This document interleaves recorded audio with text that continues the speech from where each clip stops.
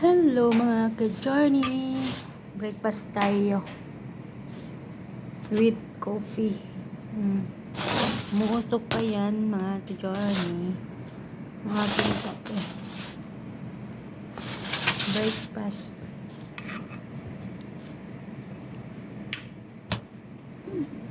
Pansit.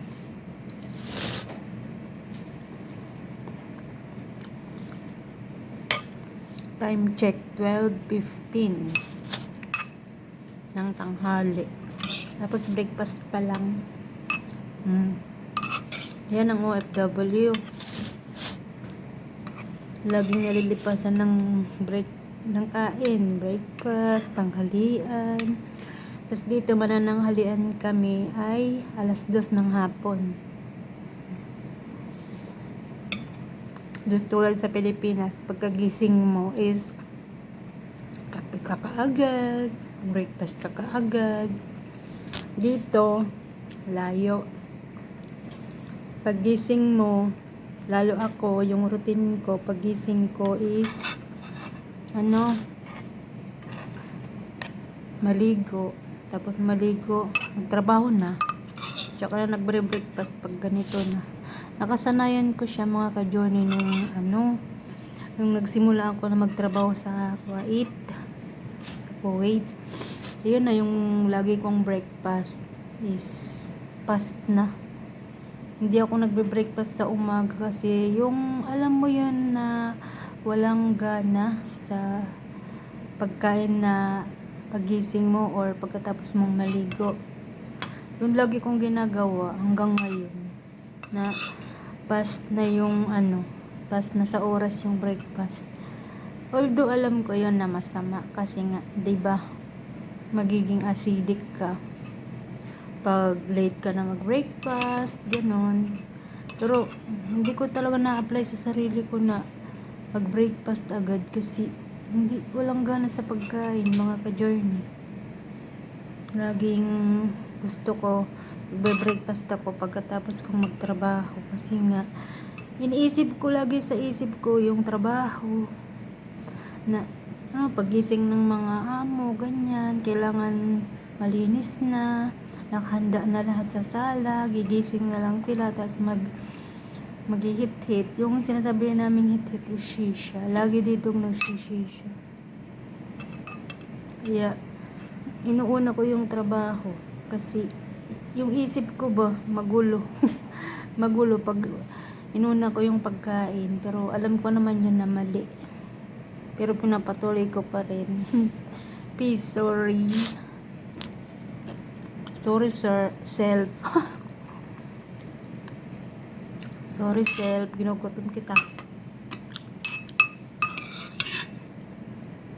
Mas alam ko yun, hindi talaga maganda sa katawan, sa health lalo yung lipas-lipas ang pagkain. Pero kasi ako parang hindi ako parang medyo ganun natataranta kasi nga naisip ko lagi magigising ang boss, hindi pa maayos yung sala. Hindi naman as in sa sala, yung tea, wala pang tea, tapos yung hit-hit nila, ganun, wala pa. Lagi kasi siyang nag-hit-hit dito. Hit-hit na shisha yun hindi yung kung anong hit-hit. Against the light. Kaya late ako mag-breakfast. Kain tayo mga ka-journey.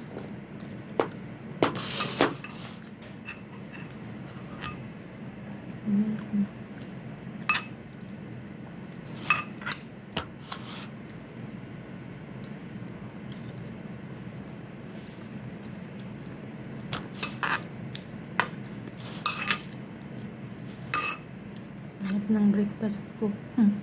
Pansit siya, China. Restaurant ng China.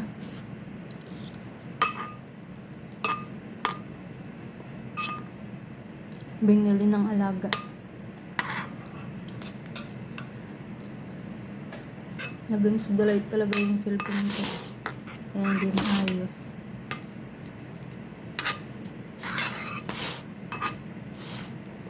Pagkatapos na ito mag-breakfast, mag-prepare naman tayo sa pagluluto dahil kailangan mga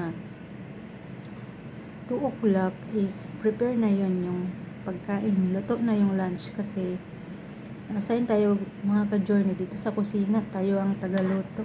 Kaya pagkatapos ng breakfast, trabaho ulit. Prepare naman ng lulutuin. Diba? Ganun lang. Ganun lang yung routine namin.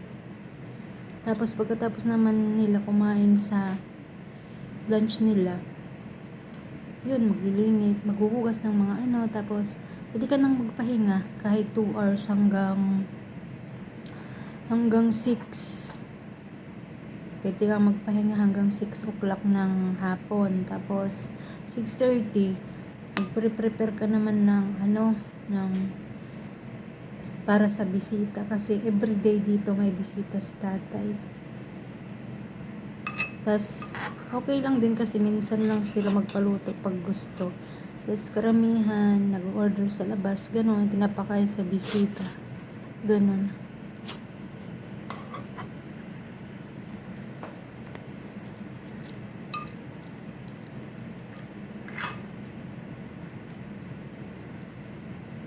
Kain lang. Tapos kailangan, tips ko lang, pag mag-abroad ka, kailangan hindi ka maarte.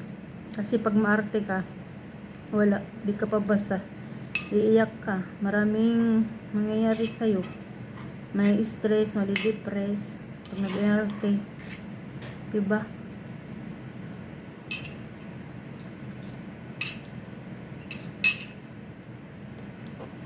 So, kaya dapat hindi ka maarte pag nag-abroad ka. Ako nga, nagbubuhat nga ako dati ng isang sakong bigas, 50 kilos sa Kuwait. Diyos ko. Alam mo ba yung feeling na sobrang bigat tapos, yung parang lahat na lang sa'yo malalaglag kasi yung sobrang bigat siya. Ganun.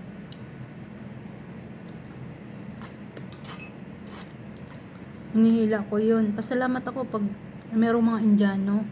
May mga Indiano na nakikita ko naglalakad. Tinatawag ko talaga sila. Sabi ko, friend, sabi ko, Sadik. Sabi ko, Arabic, Sadik. Sabi ko, Sadik, pwede mo ba akong tulungan? Sabi ko, napakabigat kasi. Sabi ko, dalhin ko to sa second floor. Buti na lang, ang mga Indiano, mababait sila. Nung nagiging kilala ko, mga kaibigan, binubuhat talaga nila hanggang elevator. Diyos ko po. Sobrang bigat. 50 kilos, tapos ako for 11, bubuhatin mo yan hanggang second floor. Mamatay na talaga. Sa totoo lang. Kaya, hindi ka pwede talagang mag-abroad yung maarte ka. Kasi no choice ka, buhatin mo yan kasi ang mga boss, hindi yan magbubuhat. As in, hindi. Pwede tumulong pero minsan lang.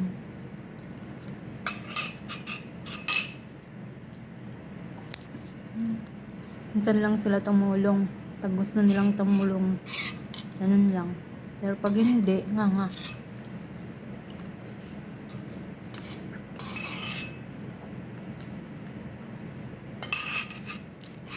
So, ayun, tapos na tayo mag-breakfast. Tinataglig ko lang yung cellphone kasi nga, ito yung TV, oh. Sa kusina, may TV. Yung mukha ko sa TV. Hindi na pwedeng iganyan kasi wala nang lamesa. Freezer lang ito na inano ko.